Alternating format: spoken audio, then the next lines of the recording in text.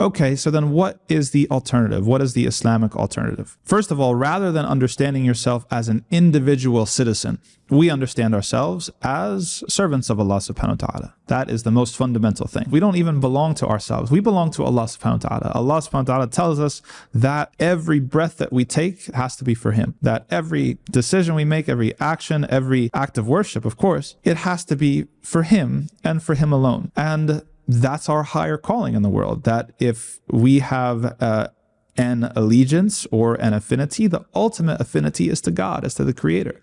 Because who's going to be there on the day of judgment after we die, holding us accountable for what we did, or potentially punishing us, or potentially rewarding us? It's not going to be your government. It's not. Your government rules in this life, in this world. It's going to be the Creator. And so our ultimate understanding of ourselves has to be tied back to the Creator. The second thing is that the idea and the redefinition of justice. So one thing that secularism did, it redefined law in a way that separated ethics from law. We have in the United States now sports betting. It's everywhere. Before that, it was the legalization of marijuana. The government does not, in a structural way, care about you being a moral person. They don't care about you getting into heaven or not. There's a difference, a very, very big difference between what is legally allowed and then what is considered ethical. So in Islamic society, especially before colonialism and before secularism, those two things were put together. Law and ethics were considered an integrated whole. And there's no better example of this than to open up any random classical fiqh book,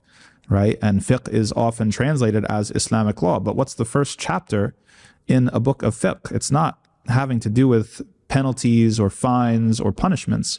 It's about water, and what water you can use to purify yourself. And then it's about prayer. And then it's about fasting or charity and all these acts of worship. And then other things that a modern understanding of law would look at, like, why is this stuff in a book of law?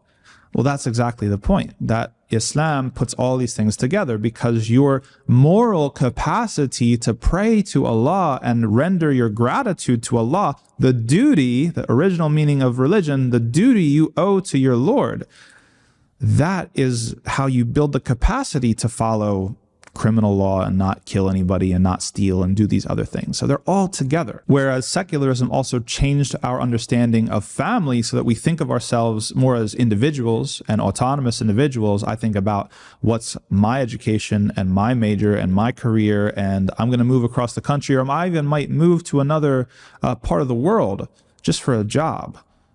That's a very, very new way of thinking about things, as opposed to understanding yourself as part of a family, as part of an ummah or a community, that they have rights upon you, right? We always joke, if you go back to the village or you go to some of the older generations, and they seem nosy, don't they?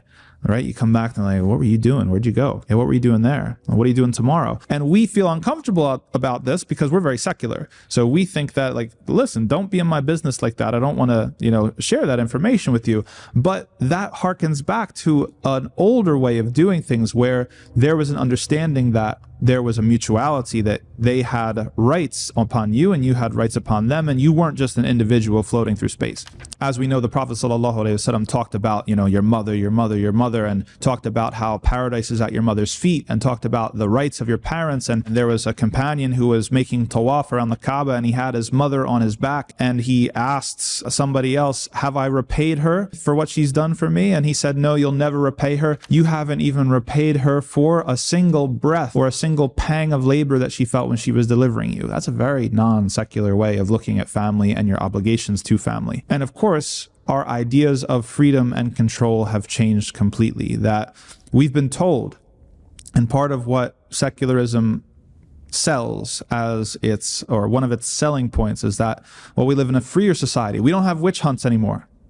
We don't have, people doing black magic on other people, or the church coming knocking at your door. Why weren't you at service on Sunday, or things of that nature? So secularism purports to have freed you from certain things. But of course, we have to realize that the secular state has more control over us than any government has ever had in the past. You look at what's going on now with surveillance and with spying and with detaining people randomly. The national security interest is a blank check to do anything. And there's nothing that is going to stand in the way of the government essentially doing what they want.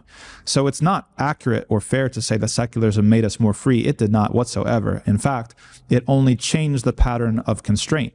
That there were certain things that constrained us before, those nosy family members, maybe your imam or your pastor or your priest wondering where you are on the community day of worship. Yeah. But now there's other things. There's surveillance, there's passports, there's thumbprints, there's all these other things that we have that modern nation states do.